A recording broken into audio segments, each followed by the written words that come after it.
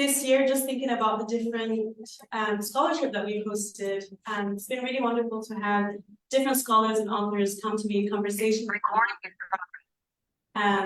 They're 1 week apart. So I'm just, really grateful for all the people who've come through and who've come back. It's so wonderful to see Carnita, Allah. We've had Dwayne, A. Davids, Nancy Odendal, Sadia Sheikh, Huda Tayo, Mungani Kona, and Dili Musula, among many others. And with that being said, you can definitely see all these seminars on the Huma Facebook page. Sorry, I have these logistical notes that I have to end in the beginning. And also nice to see Alina as well. And I just want to say that throughout this year, this seminar series would have not been possible by all my Huma colleagues. Most importantly, our director, Dr. Divine Food, Nuran Ali, and Sabisa Bemwa, who make sure that we're fed, Joy Marjawar, who makes sure the communication is working out.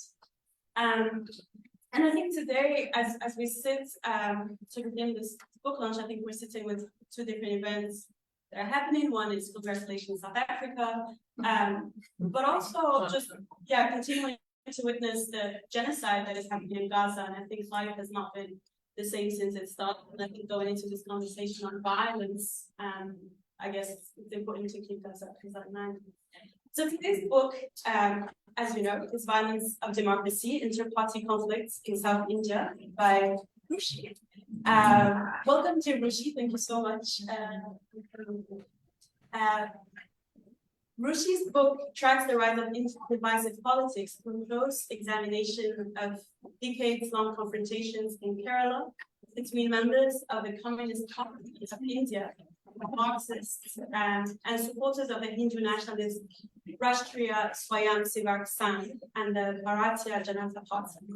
And as a matter of introduction, Ruchi Chaturvedi teaches at the Department of Sociology at UCT, and her research focuses on cultures of democracy, popular politics, and political violence in South Asia and South Africa.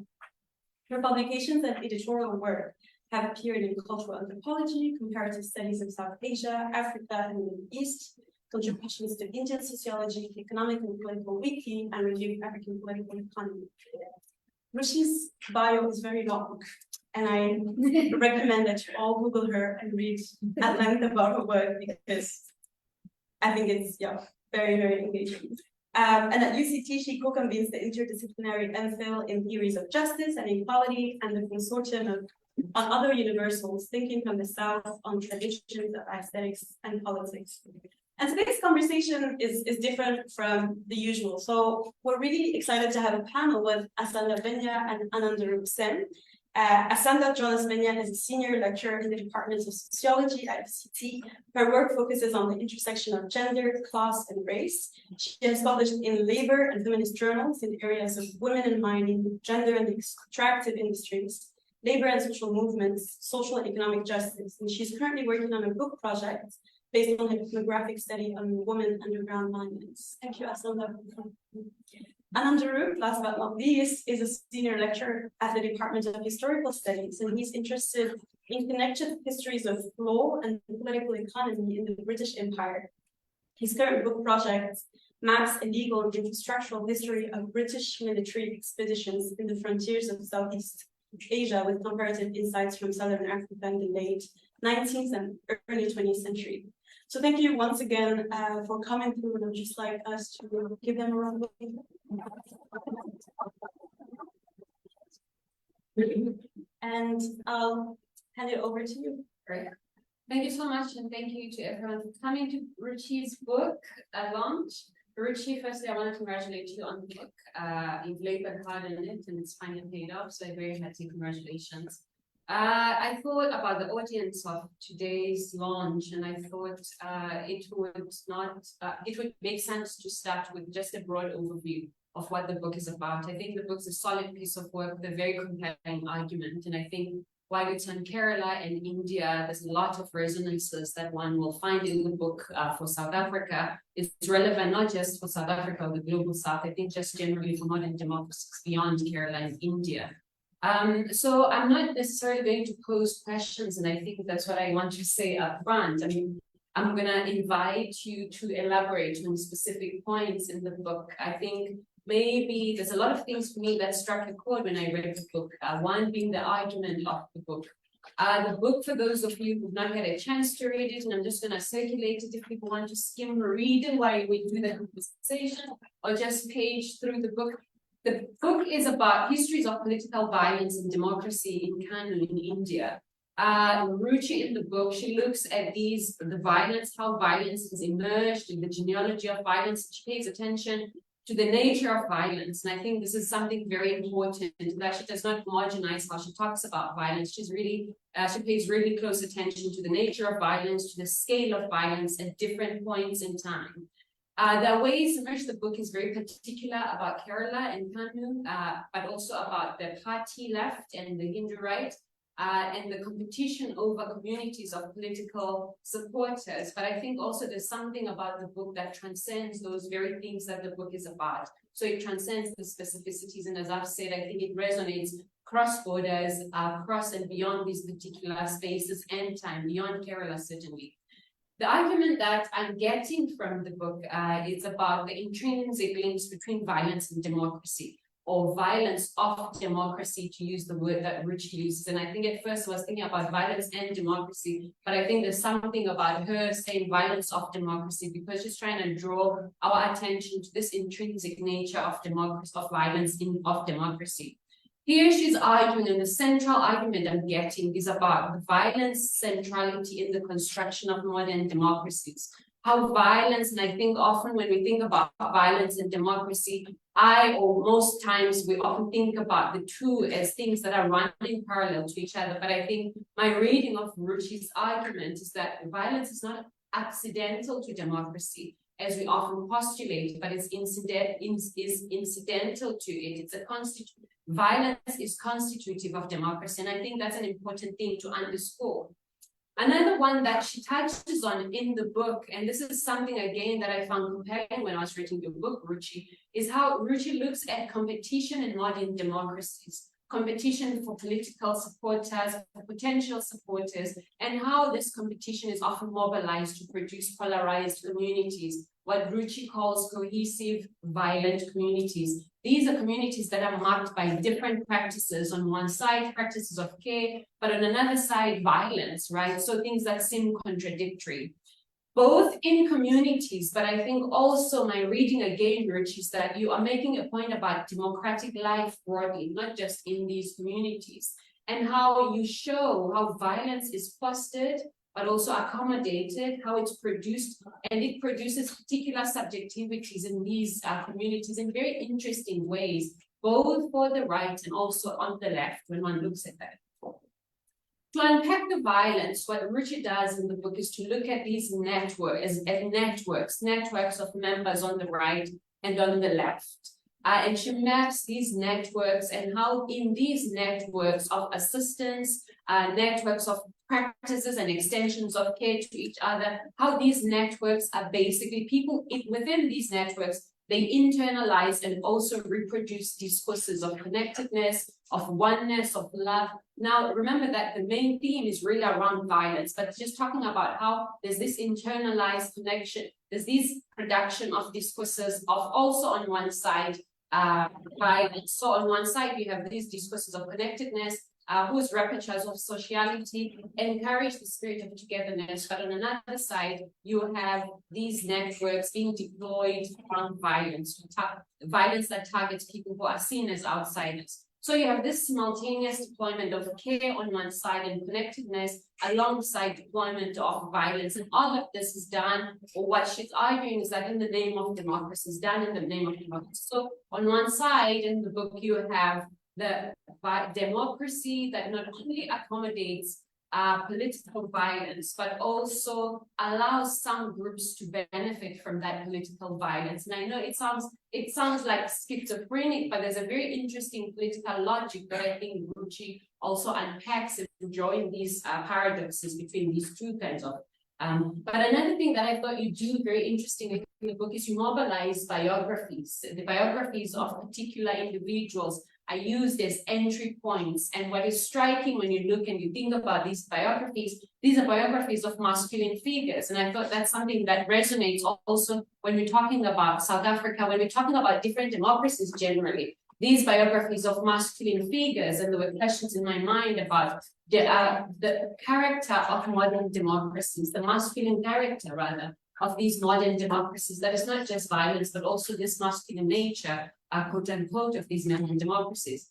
Second part of the book is something that Anandrup's going to zoom in on. So I'm just giving the broad overview of the book, but Anandrup's going to focus more on the second part of the book, which talks about the law.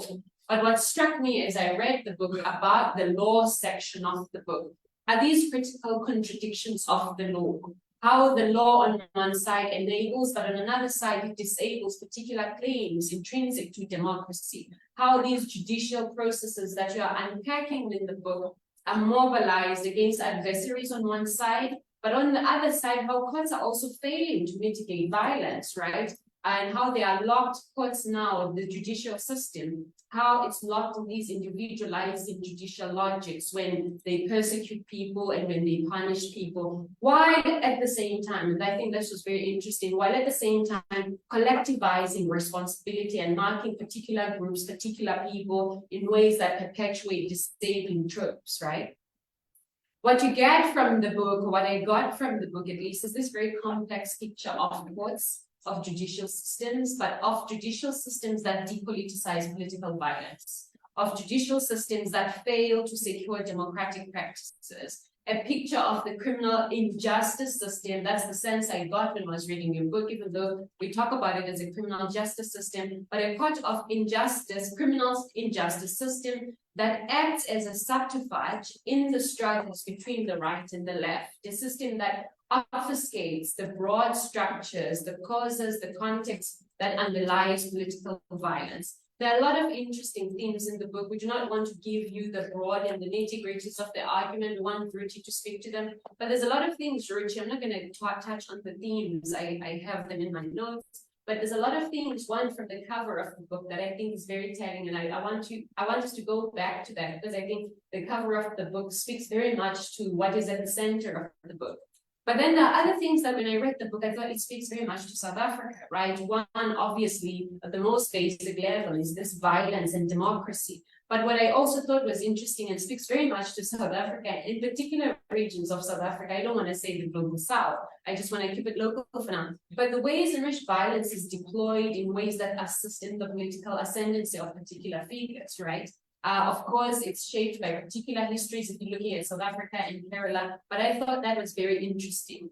But also, I mean, globally, just now there are court cases that are ongoing, not just in the global South, also in the global North, around this question of violence and democracy. I'm thinking about what's happening in the United States. So this turn to the courts to mediate instances. What you're saying, we need to look beyond, to mediate instances or episodes of political violence. And also the inability of the courts to actually mediate and to bring about justice, and doing that in ways that reproduce injustice. So I was just very interested in that. And of course, your take that takes us to some assumptions of the law, some of the undergirding logics of the law that make it very difficult to go beyond this conundrum that the law, the judicial system sort of creates for us. But I was also reading your book, and I'm going to come back and ask questions about that, or ask you to elaborate about that a little bit. Reading the book from a feminist perspective and the spectacle of violence, and I was thinking again about South Africa, that spectacle of violence within the state, but also about how that translates, is not just locked within the public space, but it also moves to the private sphere and plays out in particular ways in the public sphere, in the private sphere rather. I have lots of other questions around violence, and I'm going to come back and invite you, but I'm going to hand over to Anandrup to speak about more the specifics of the book and Kerala. Yes, thanks, Asanda. Congratulations, Ruchi. I really enjoyed reading the book. Just before I jump right into it. So what I will do is I have written out a small thing to try and speak to Ruchi's central argument, And like all good books do, it made me think about many things that the book doesn't say. And it also made me think about the things I disagree with the book. So in that spirit, I have organized my thoughts in a short note. So I'll just read it out. So the book asks us to consider the role of violence in democratic governance. It uses the continuing historical and current cyclical violence in the Kerala state in South India between Hindu right and the communist left as a case study to understand the problematic of democratic governmentality.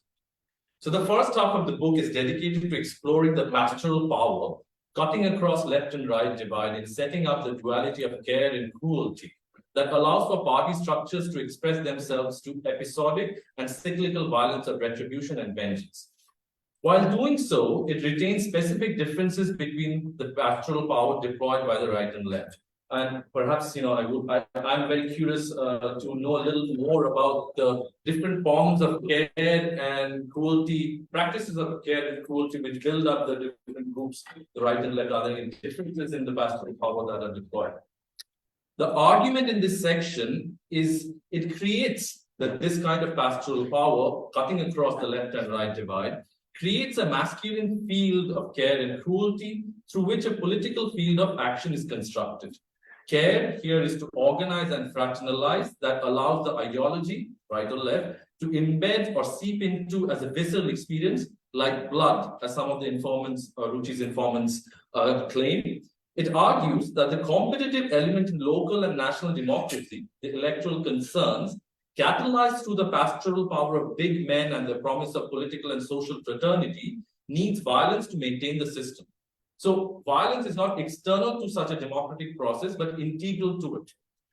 Now, I have a question here that at some point, she makes a very interesting distinction between what she calls an agonal conception of democracy, where this competitive element of democracy is seen as a productive thing, which in some ways is almost a market understanding of democracy, which self-corrects. The competition allows for certain kind of differences of opinion or pluralism to flourish rather than become a politics of vengeance.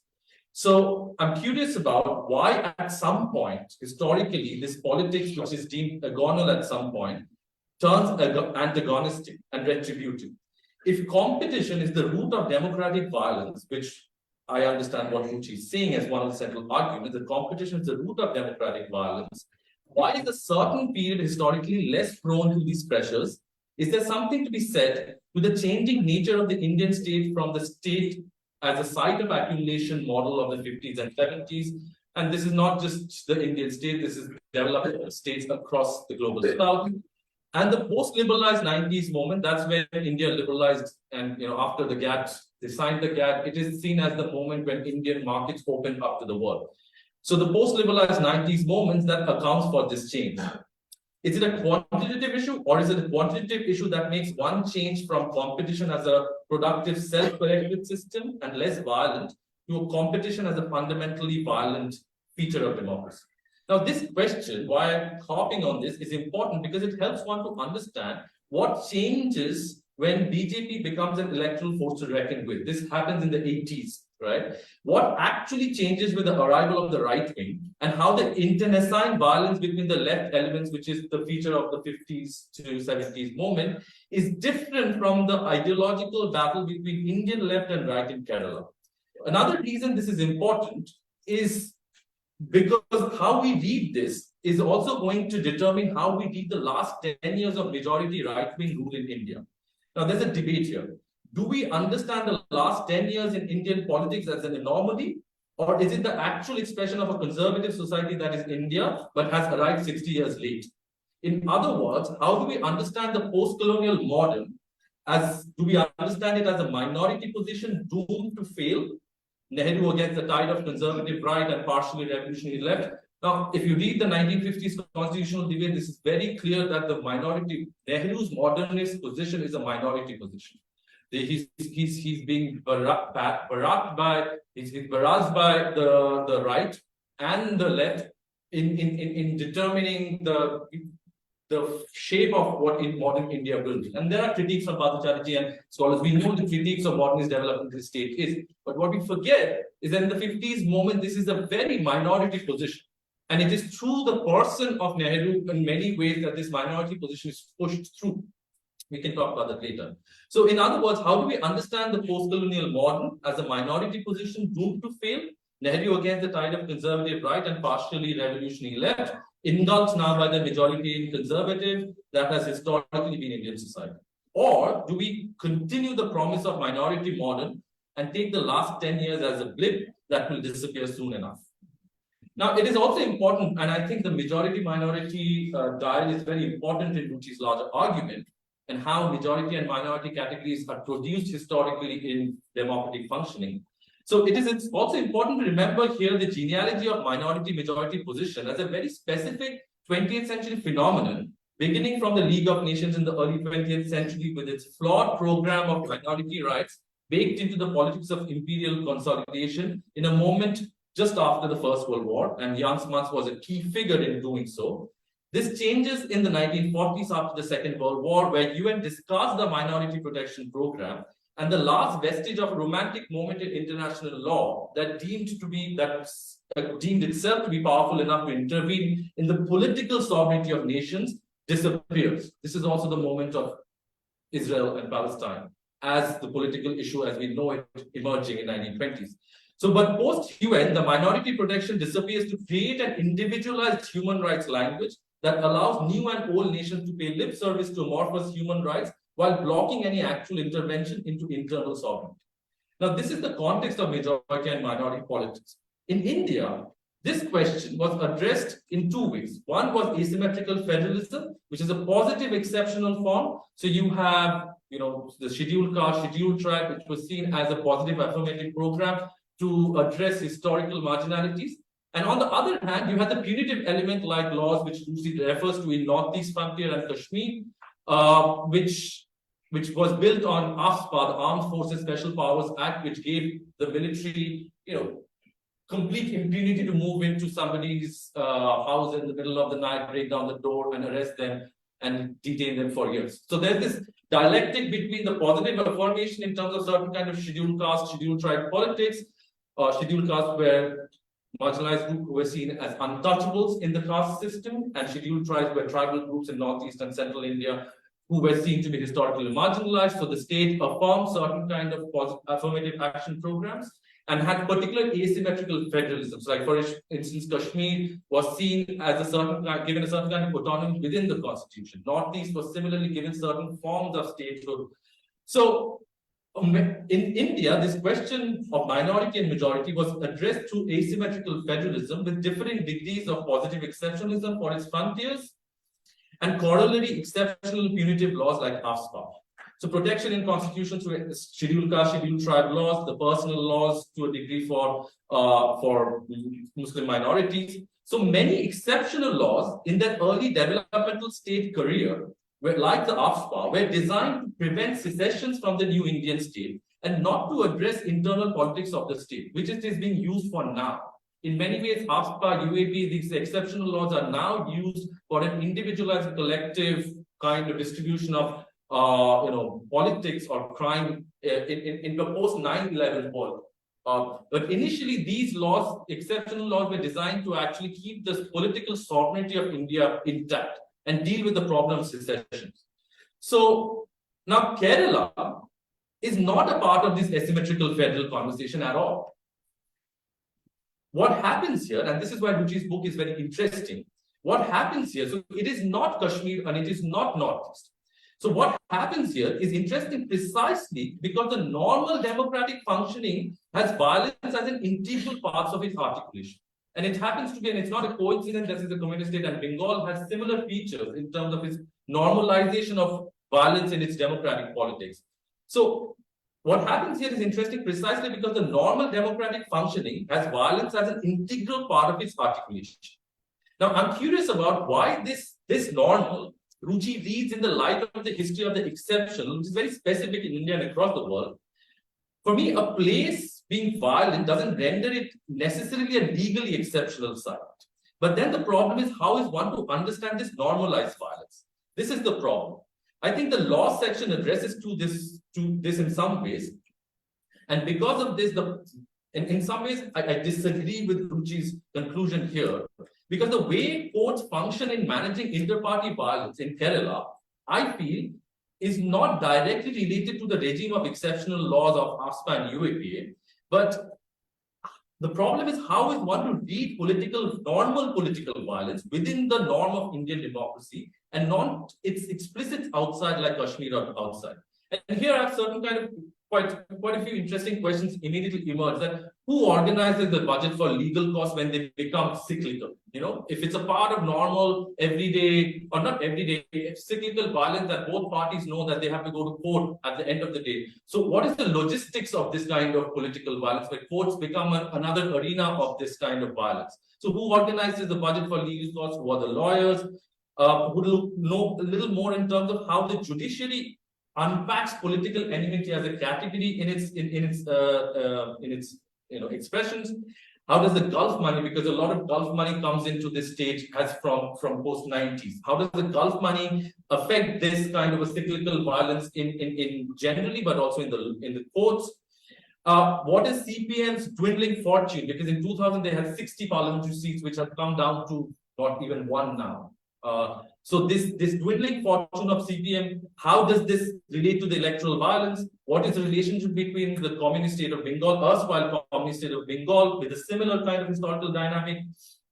The differences within Delhi, Politburo, and Kerala. So for me, without clarifying these things on the ground, it remains difficult to compare the norm and exception. By exception, I am considering, the Kashmir and the Northeast, because there is no clear minoritization that is happening in Kerala. And that is why this Ruchi's book is very interesting. Unless in the broadest terms, unless in the broadest terms, what that one political party wants to see the other as a minority in electoral terms. This is different from the majority-minority question as it has played out globally and in India. And I will end here because for me, what is very productive in Ruchi's work, and this might be a little controversial, but I think this works in many ways. Can we see Kerala as a model of managed violence that in some form works, that doesn't collapse into majoritarianism unless we are hexed by the fantasy of a judiciary that will consider political intention and a democracy that is completely cleansed of the last vestiges of violence?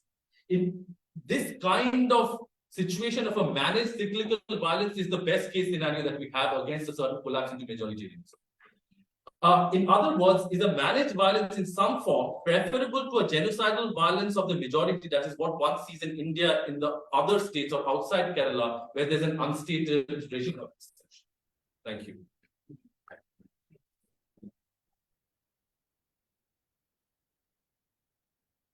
So many questions, expansion.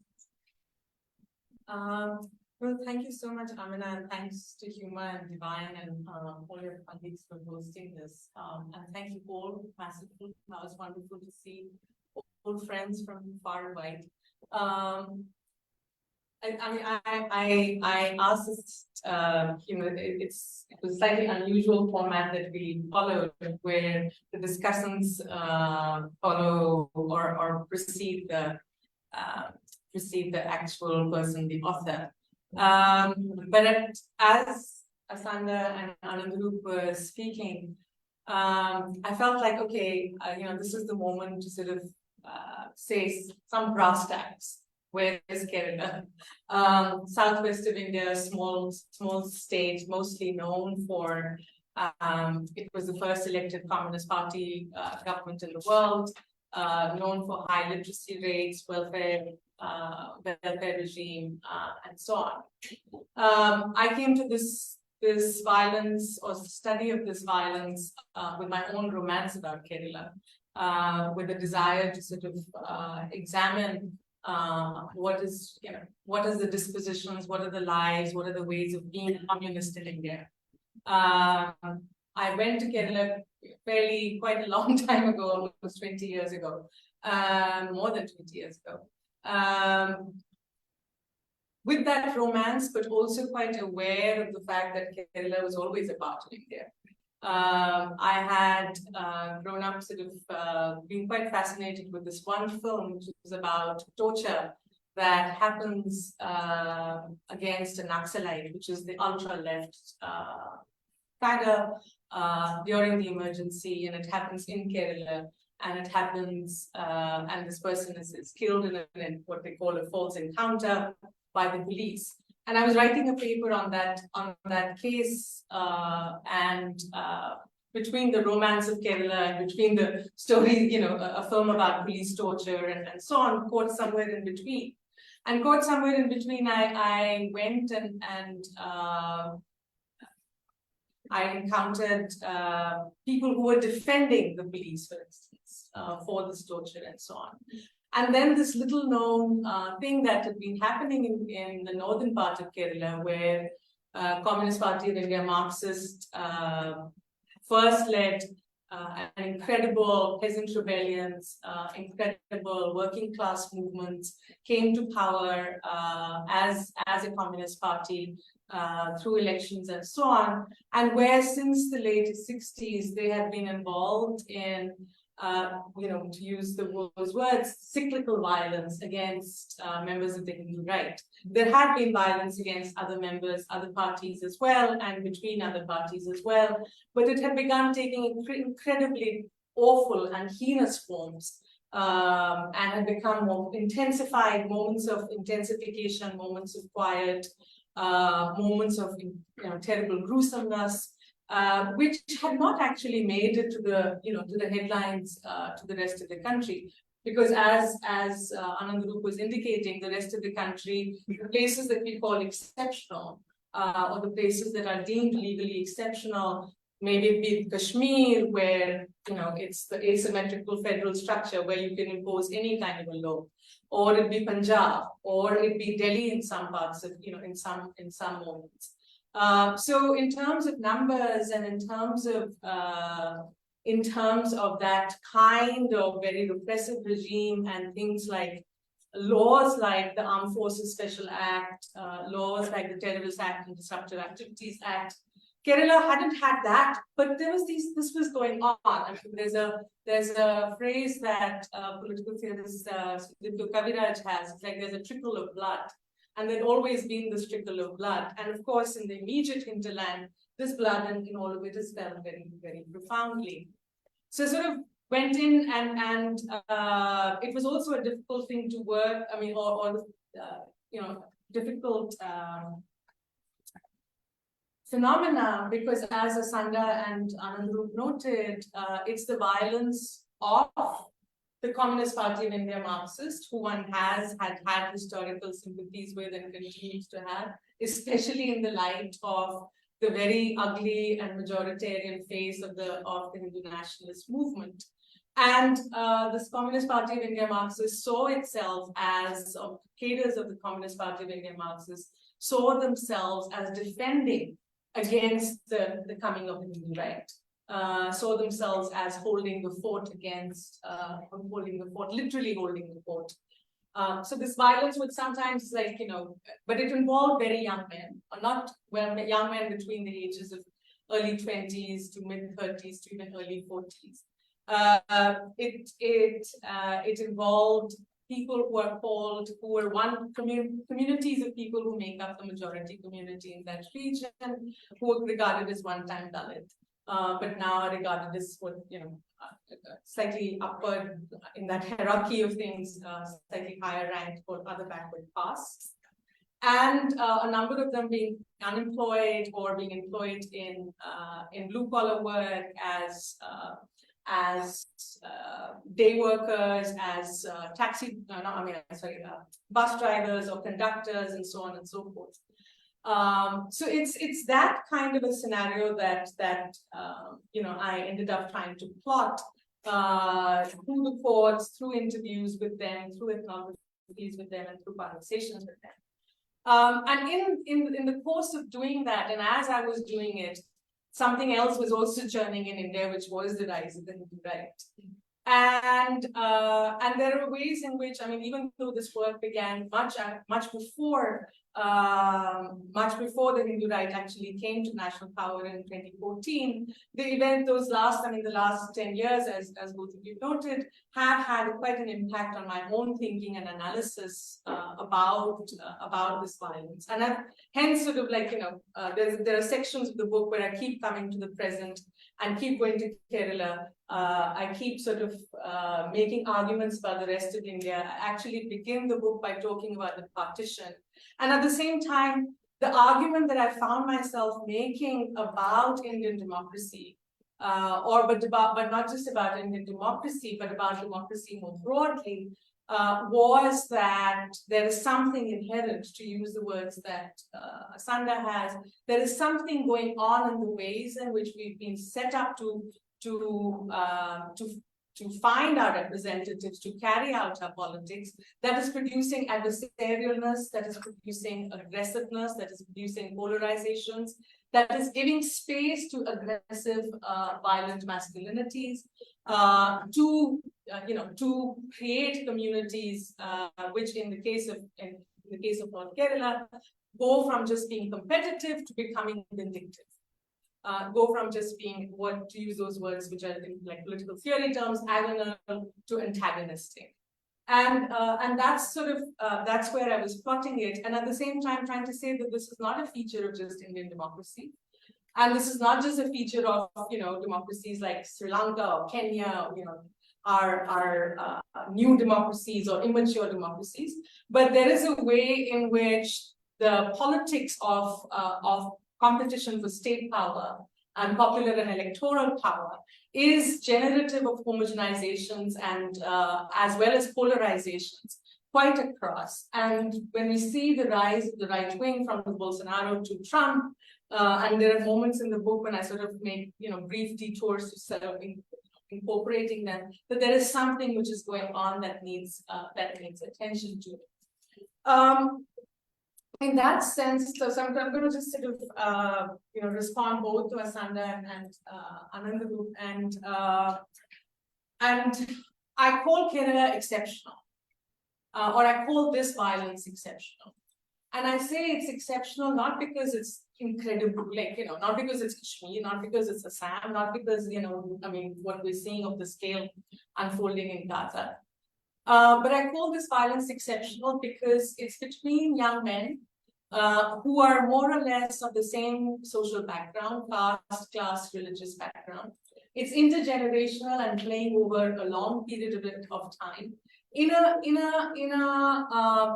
region which is otherwise regarded as this sort of place of harmony and well-being, and anyone from Kerala will obviously question me very strongly in that, and this is where scales are important. And I say that this exception is by zoning in on this place, I am trying to attend to what are the ways in which democracies typically produce this kind of polarization, typically produce this kind of homogenization. I can't necessarily make this. I don't sort of say that all democracies are going to turn violent. I don't say that this is the road that we're all turning on, and this is the road to hell. No. What I am interested in, again, to invoke what Asanda was saying, is in the paradoxes of democracy. That on the one hand, it's something that has given us this incredible amount of both sort of individual rights and so on, but capacity for popular action and collective action, demands that can be made on states in the name of the people. At the same time, the democracy that we've got, and I draw on a range of theorists from Claude Ake and Professor Mamdani and some of my students who read this with me are here, to talk about ways in which the democracy that we've got is a trivialized democracy. It's a democracy where it's not democracy of the people, for the people, by the people. The by has fallen off. But it is a democracy which gives us the right to choose our representatives. We all can't run our governments, we all can't run our states, but we all can simply choose the representatives who will run this for us. And in this ways in which democracy has become very little more than multi-party politics, is what, is it's, and that's present all over the world. It's present on the African continent, it's present in multiple parts of the world where democracy is nothing more than multi-party politics. And Mamdani sort of makes this argument pretty early on in his career, in the early 90s, looking at the African continent and pointing towards the ways in which multi-party politics has kept turning to a single-party rule or authoritarian rule. And it makes this link between the logic of multi-party competition and the emergence of authoritarianism. And that's the logic that I'm trying to sort of parse out by looking at this other space called Kerala and sort of parsing it out of how this logic has played itself out in the rest of the country or in several democracies. And here, this thing about laws is very interesting. I mean, Anandrup was referring to laws which don't give procedural guarantees to people, that you can sort of, you can be accused and arrested and put in behind bars for almost an indefinite period of time on pure suspicion. And bail is not guaranteed, bail is not an option. And I talk about current day India, where all of this is playing out in a very, has really intensified. And definitely Kerala does not have those impositions of those laws.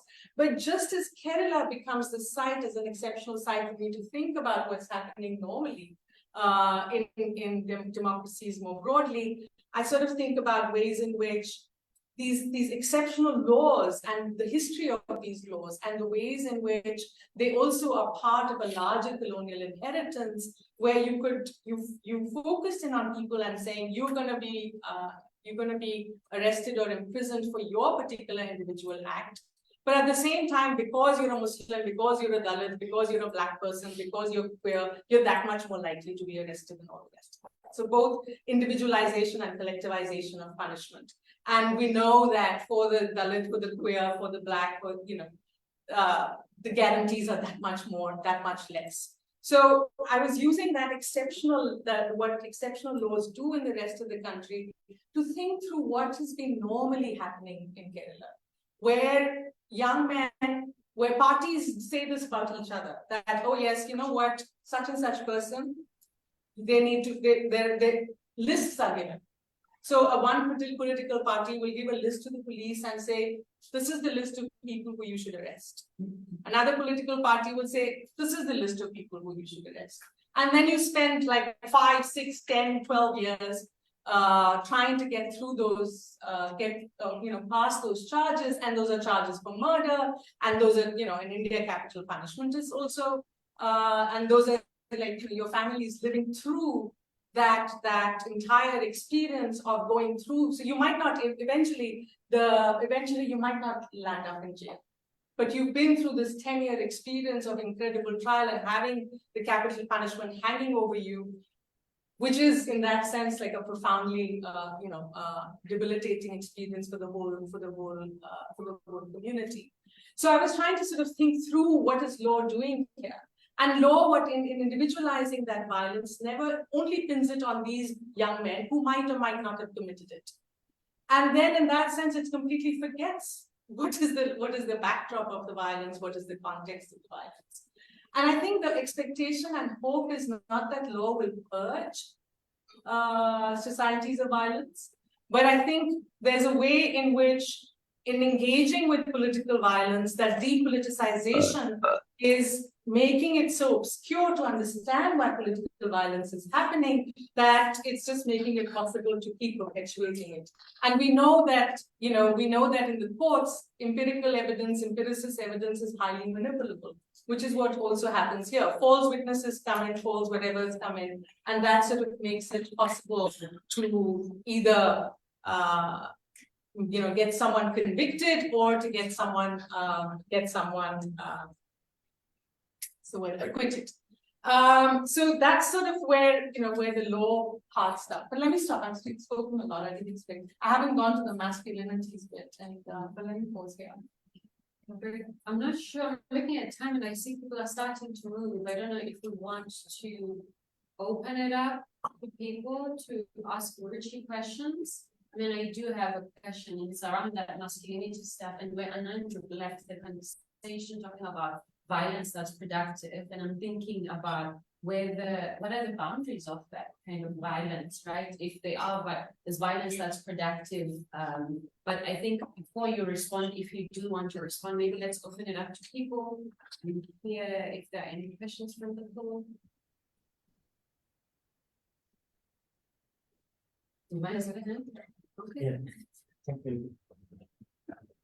Should I? Yes. Okay, thank you very much. Ruchi and colleagues, for the book and also presenting it. Mine is very small. It's just between democracy and competition, and what comes first. Is it democracy or is it competition? You know, and where does violence, you know, place? Because I think that democracy is a kind of a stitch for violence, or kind of a solution for violence, and it's inherently. I don't know of a democracy that or the term self-employment place that has never been violence. With it is violence, or the organization of violence. So I'm wondering what comes first. Yeah. Maybe we'll take a couple. Thank you. Yeah, I love the relation of the very way. What sacrifice? What the nature, especially at the end, where you're speaking about the cyclical violence in the form of democracy. Of course, you're probably writing about an ideal, right? Kind of an ideal state where you know your violence and you take it over, and maybe you do but in the way that you normalize, I think the language the activists are using in this kind of sentimental way, you know, you're engaging with some kind of sacrifice, some kind of embodied kind of perpetual state in this battle. And related to that, the second point, how are you actually like thinking about care and cruelty?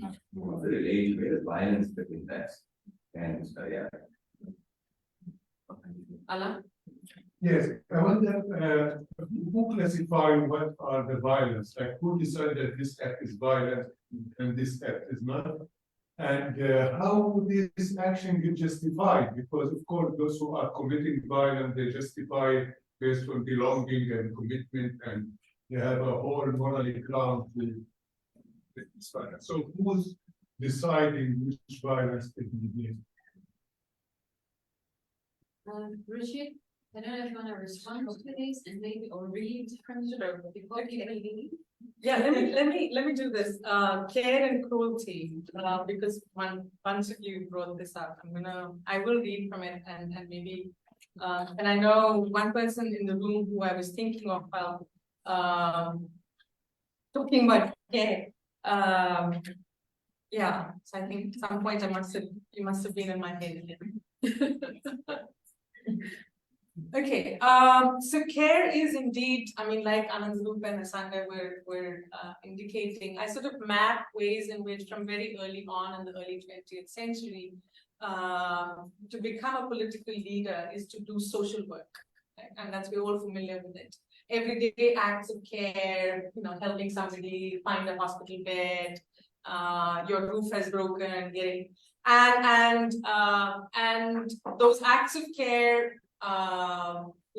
Folk talks about pastoral power. I invoke that. I also worked through the work writing with somebody called J. Devika, who is a feminist historian, firebrand feminist historian, whose work I find very productive, who thinks about these early Communist Party leaders as these upper caste men who, on the one hand, disavow caste and religion, and perform care, pastoral care, while generating these communities of support for themselves.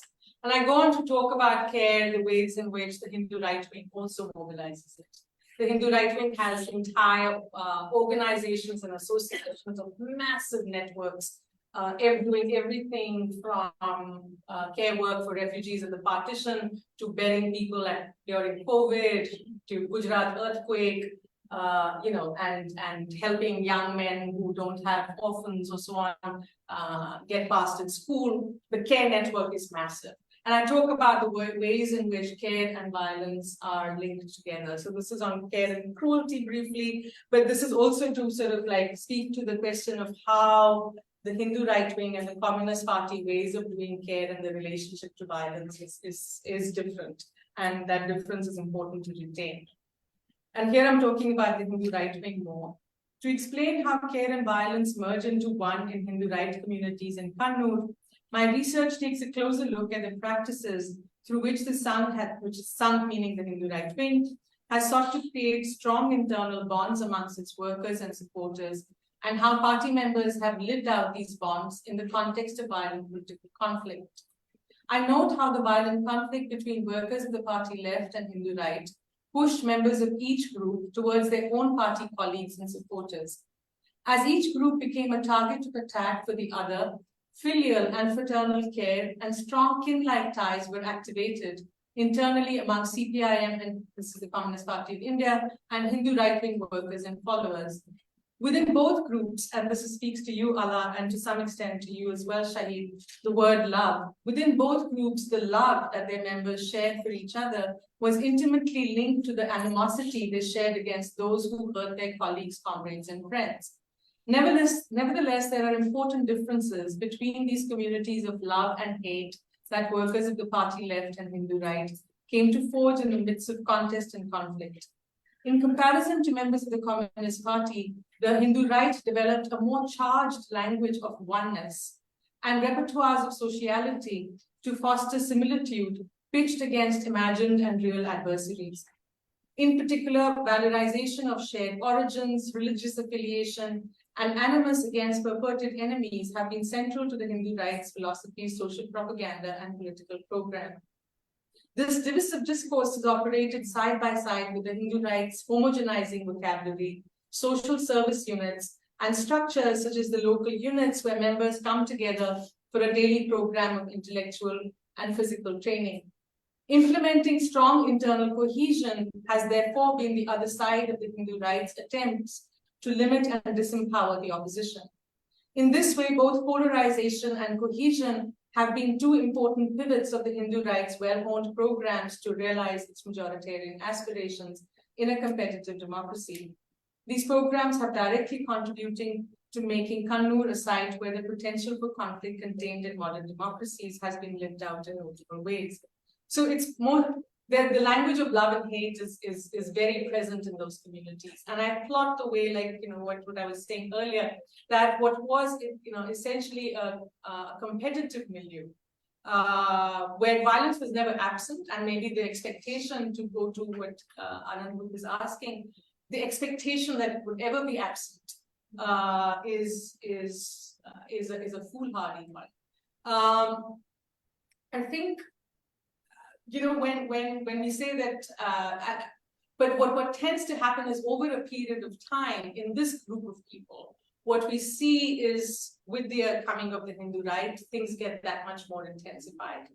And not just sort of saying that you are facing off the Hindu right, but internally the men start feeling those feelings of love and hate against each other, and the vindictiveness and the vengefulness and the intensities of violence become that much more, which makes me sort of always wonder about questions of scale of violence and what is the condition of what and what is managed where. Sorry. And I asked myself that is it. I'm not sure sort of versions of this question that you raised, Anand, I've been asking myself as well. So I don't know entirely if, I'm not sort of suggesting that we, think about expunging violence altogether. People talk of controlled violence, how much violence is permissible, how much is not permissible, and so on. But I wonder if there is a way in which that trickle of blood itself is a condition for majoritarian violence to happen elsewhere. So it's not that Kerala shows us that management of violence can happen, but Kerala shows us that this much violence in Kerala, that much violence in Gujarat. And I think the point of, and one being a condition of the other, and not necessarily one being a divergent model that one can somehow sort of, reproduce, because those, that reproducibility is never possible. What ends up happening is that individuals and communities of people experience those violences in incredible ways, and retributions happen with that much more, with that much vindictiveness and so on. And Kerala is not necessarily, Kerala has its own intense levels of Islamophobia that are emerging. Kerala has its intense levels of, there are demographics that might not turn it into a Hindu right-wing ruled state, but culturally, cultural nationalism and cultural majoritarianism might very well be there. And in that sense, what the argument of the book is, like I was saying earlier, is not that violence is going to necessarily happen, but as adversarial identities are getting produced and polarizations are happening, we see this in multiple places. Lina Some's work on Kenya. We see this happening in Sri Lanka. We see this happening in France, where, as the elections are coming, you have the intensified discourse against foreign migrants. So there is some kind of to go to your point, Divine, some kind of an internal relationship, which is very much at the heart. And competition was there in Greek democracy as well. And I don't think, I'm an ethnographer, and I don't think I've got the capacity and scope to sort of make those big pronouncements about what we should take and what we should give up and so on. But as I sort of follow particular theorists, especially thinking about ways in which representative democracy is a hollowed out version even of the Kenyan democracy, and it's become reduced to multi-party competition, where you either mobilize high amounts of money, high amounts of muscle power, or antagonistic identities to come to power. I have to think about ways in which violence and democracy are coming together. So. Yes, if it's okay, we can extend with another 5 minutes to take a final round of questions, and I'm happy to kick off this round of questions. Ruchi, thank you so much. I would love if you could perhaps walk us through your ethnography and your field work, right? Not the book, and being in the midst of these men fighting each other.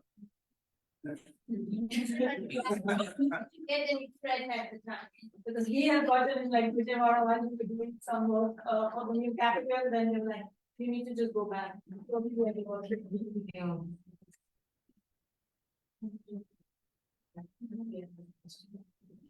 Thanks, Ruchi, and thanks to this one. Maybe to extend that to ask if there was any alternatives to try or to try and deal with violence that came out of Kerala that didn't reach to. Since it's the last round, you also add. Yeah, there are questions that I left unanswered. Okay, do you want to add? No, we can talk about this later more, but I still feel that there is a certain historical specificity to the exceptional. And to deal with the exceptional in terms of a global South right wing, sometimes we forget the specificity of how individual exceptional issues actually give us some insights into anti-fascist politics. So in that sense, Kerala doesn't have to be a reproducible model, but the way it works is not a set of exceptional laws that are being used. It's a cyclical violence, which actually violence is one of the many strategies which are being used by the different parties. And in that sense, liberal democracy has always been a question of managing violence rather than expunging. And I know you're not saying that expunging violence, but in that sense, I feel that Kerala it's useful to think in terms of what is happening in India. You have an unsaid emergency which is there in the rest of the country, many parts of the country, which allows for this kind of the informal, symmetrical violence, which is the usual way of organizing Indian democracy, has collapsed. So that's why you have a genocidal violence which is emerging. So, for instance, and Zizek had this interesting thing to say about the 1890 moment when the Russian state was collapsing. He said the informal networks of corruption actually allowed violence to be managed. The moment there is a regime change, when the informal networks of corruption collapse and informal networks of violence is a part of that, You don't know who to go to anymore, who to bribe, where to go to get your school to a kid or get your vodka or your potatoes. You actually then move into a realm where violence has a potential of genocide. So because the people don't know what the rules of the game are. In Kerala provides you a certain instance of that there's a rule of game in terms of this is heinous. The violence is heinous. It's grievous. But that's the form of management of liberal democracy. And that allows for the larger genocidal violence to actually be kept at bay to a degree. That's why this is still a state which doesn't have BJP. Bengal in some ways similar doesn't have BJP. And I feel that at this moment it's useful to think. It's not a question of condemning or condoning this violence. Useful to think of this model in post-90s liberalized model in terms of what kind of management of violence does it provide, to think of anti-fascist politics. That's what I was trying to get at. You want to add something? Yeah, mine it's in relation to that. I think there's this idea that when you go into the field, you go, you get data, you come back, you write. But I think there's something about the field that makes us, right? And I wanted to know if there were certain moments that you felt like these were the moments that made you as a political subject also. So that's one, but also thinking about alternatives as a way out of the conundrum that you've been pointing to in the book. If you want to say the moment also. So I think, just in terms of ethnography and, Geethika and Amina, I think, I'm going to try what all of you are asking. So, and that'll also speak to the things that Anand Group is raising.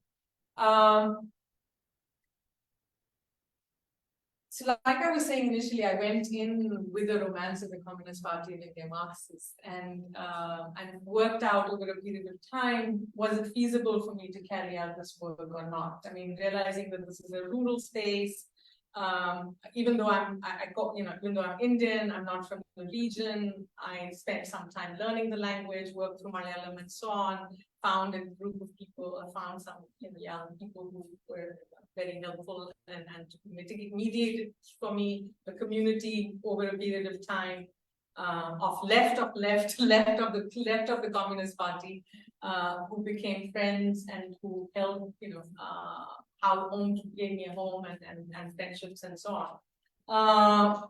The violence, I mean, my initial work, to speak about genocidal violence, it was in the wake of what had happened in Gujarat, the pogrom in Gujarat as well. For me, in doing this work involved, like you were saying, meeting men on both sides and developing sort of relationships with men of both sides. There is a reason why women are absent from this work is because the ways in which my position as a relative outsider, given the topic that I was working on, these were not necessarily topics that a lot of these men were comfortable with me discussing with their families as well. And there were lines that I could not cross in terms of like going into their homes and households. And we were in public spaces or in the veranda or in party offices. And as a very masculine space as well, certain kind of male spaces were also cordoned off me. So there was, there was a difficult kinds of lawyers and courts were an interesting space. I mean, I went into sort of through a number of lawyers who, for their own reasons, thought that this was a worthy thing to do, and getting to work with people who they were helping. They were representing different parties. They were lawyers, either who were more affiliated with the left or more affiliated with the right. At some point or the other, you do feel that okay, this is it, time to go. Not necessarily because I was threatened, but because of this, tight, intense space with the courts, with trials, with people sort of like, spending years in jail, getting bail, with that entire space. At some point or the other, that you're also being, it's also partisan. You need to, at some point, you can't pretend you're neutral. And exiting is the best case scenario. Narratives of violence, as we all know, to sort of go speak to what Asanda is saying, narratives of violence do leave us sort of in a state of exhaustion and so on. And like, you know, that's why I mentioned Gujarat, because of course I encountered justifications of the program from the Hindu right-wing workers. And then of course I had to like just sleep for 3 days and then wake up, you know, figuring out what's what. So in that sense, you know, all of these and communities of care, not necessarily for the party workers, because the party workers themselves on both the left and the right are so, the communities of care are within them. That's why I sort of spend 2 of the chapters a lot amongst about these men themselves and the communities they form amongst themselves. And one of the chapters is about how Hindu right wing actually, you know, that those communities of care become the grounds for both the perpetuation of violence as well as the disavowals of culpability. So there's because they're so entrenched, there's a way in which the rest of the society cannot come too close to them. And they have their worlds, and these are, of course, you know, this is a party state to some extent. So the networks are vast, from the CPM to the down below. And in terms of like, when are the lawyers being paid? It's so long, it shifts and changes. There are moments when the party owns you, there are moments when the party disowns you.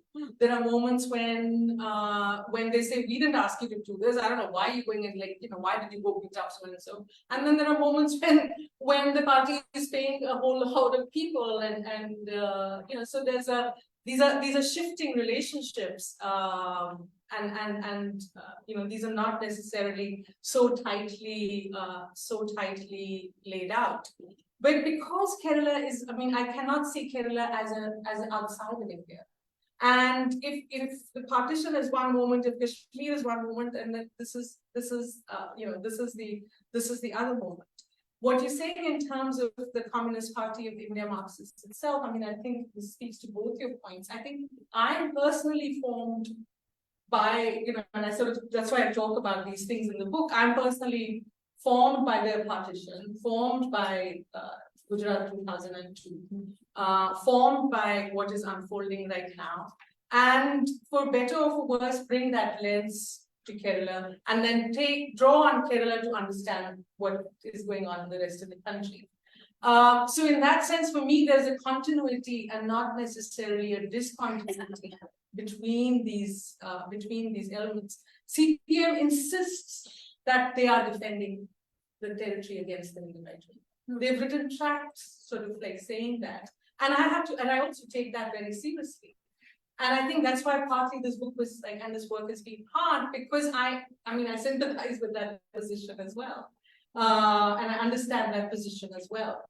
But at the point at which the left and the right start mirroring each other and yet are different, that mirroring and that difference needs to be passed out, and that mirroring has to be reckoned with, even as we know that there is, you know, they are very different. So yeah, I think that's where.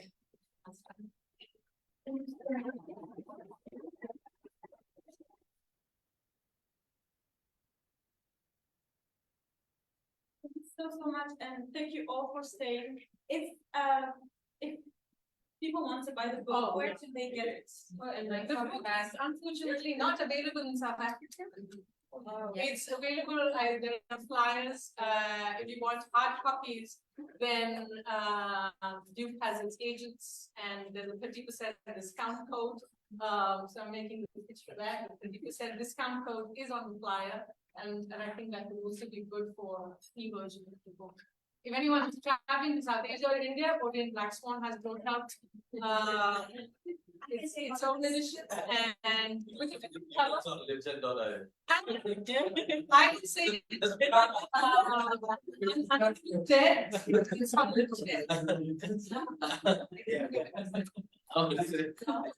I just want to thank Akira.